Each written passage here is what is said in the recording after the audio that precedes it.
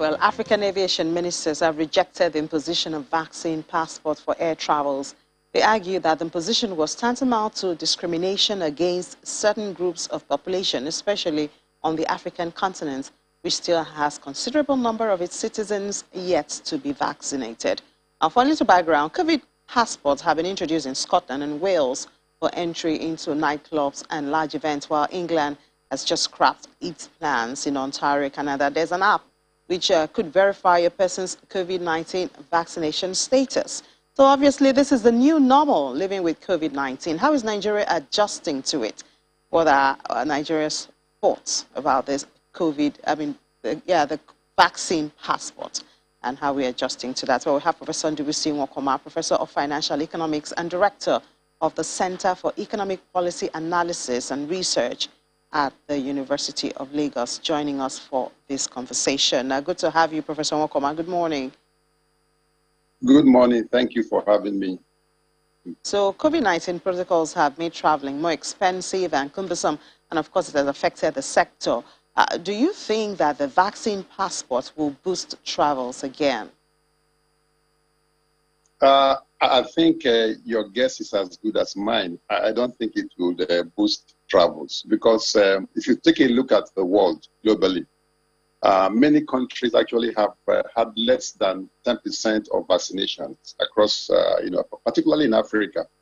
So when you now begin to introduce vaccine passports, many people are being marginalized from the travel activity. And if you take a look at Nigeria's GDP, the last one, the Q2 GDP for this year, it's discovered that the jump to about 5% was due mainly to transportation, among other services and so on. So with transportation having a hit with this vaccine passport rule, then definitely is going to affect travels, not only in Africa, but particularly in Africa, but across the world.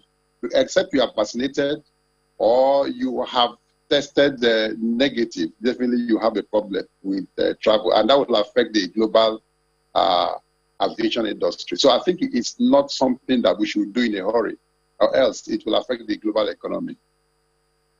Okay, and when we talk about the possible impact, on Africa, generally, the global interactions, where there, of course, like we just discussed with our correspondent in Dubai, you have less people already vaccinated on the continent. What are the possible economic impacts, if this is introduced? Well, the impact can be seen from two perspectives. Number one, we can look at it from the perspective of those who have been vaccinated, and then how it will help to arrest the spread of this disease or this virus. So I think that is from the positive perspective.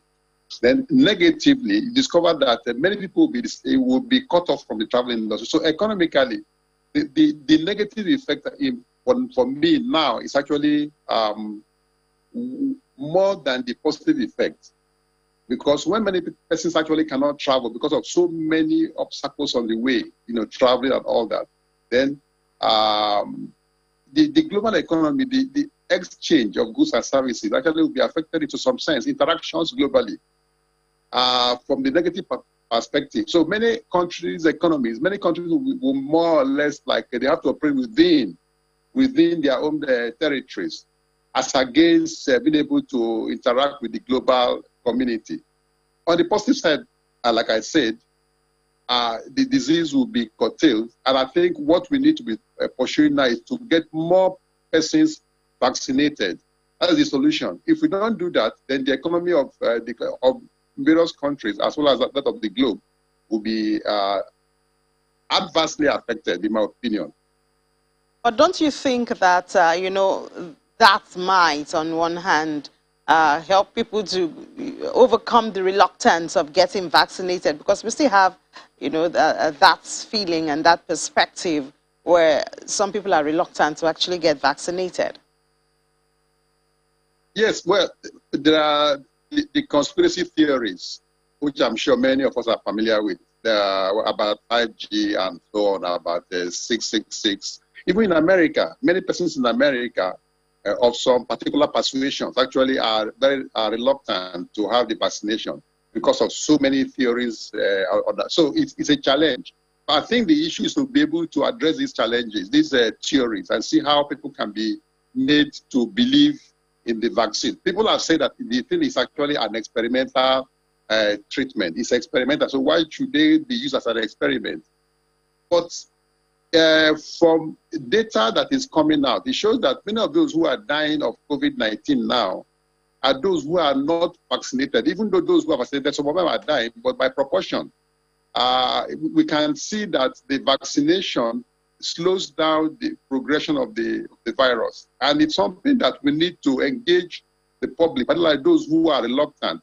We need to engage them and let them know that the benefits actually outweigh the risks. And that is actually where I think the main job has to be done. So that when people get convinced, then they would begin to join the queue and get vaccinated. And once that happens, then it affects the travel industry. It affects the global economy. It affects people's interactions. So we need to address those conspiracy theories. And that, I think, is a major thing that needs to be done, much more than having this. The passport is okay, vaccine passport. You know that you must be vaccinated before you can move.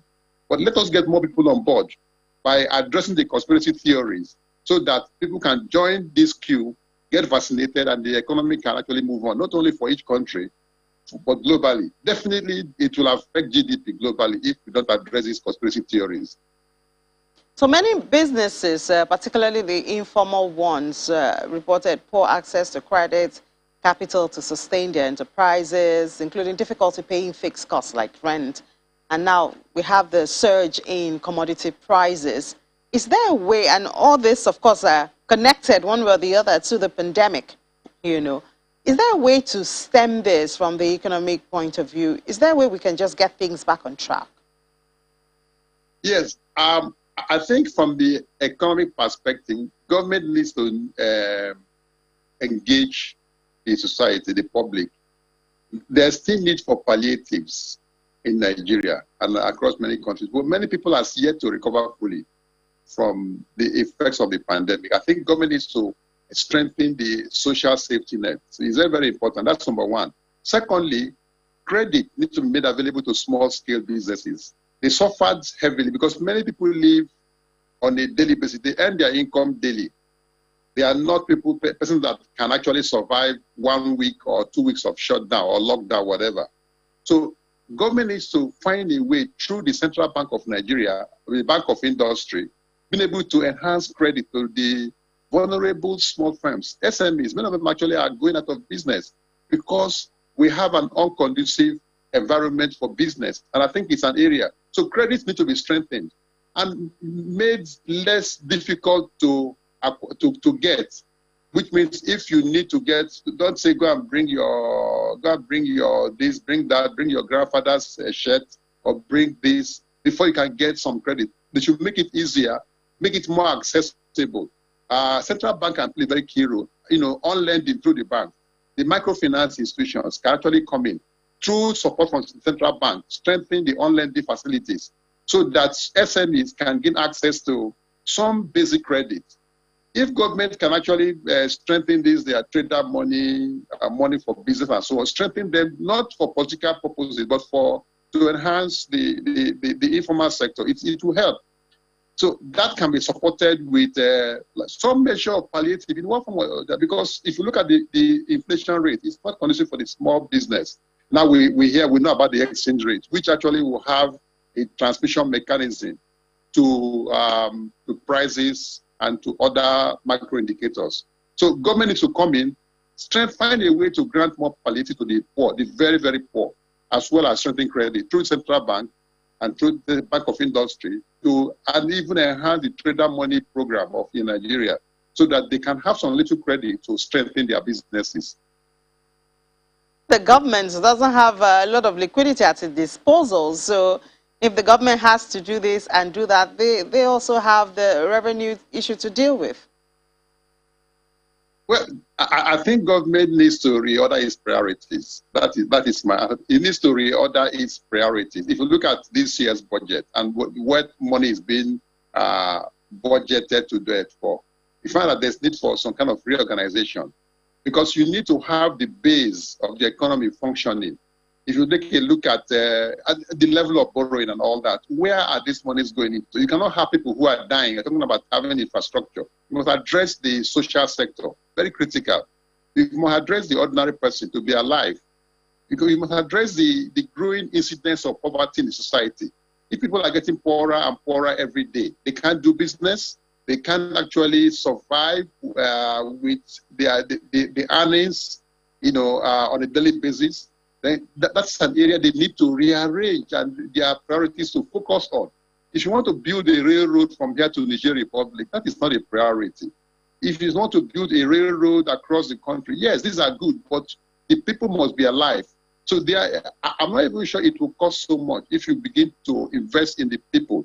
People investment is the greatest investment you can have, so that those who are doing minor businesses, 10,000 naira, 50,000 naira as credit, to be able to sell bread, sell pure water. It will strengthen that. And I'm not sure the amount of money being talked about here is quite significant. So it's something that the government needs to focus. And as they discuss this year's budget, they need to take that into consideration, that the ordinary man needs to be taken into account as they plan the budget, so that people will not die while we are still building all the railroads across the country. As I think it's an area that government can handle without affecting significantly their budget program. All right, Professor Ndibusi Nwokoma, thank you so much for sharing your thoughts with us this morning. Thank you for having me. Thanks.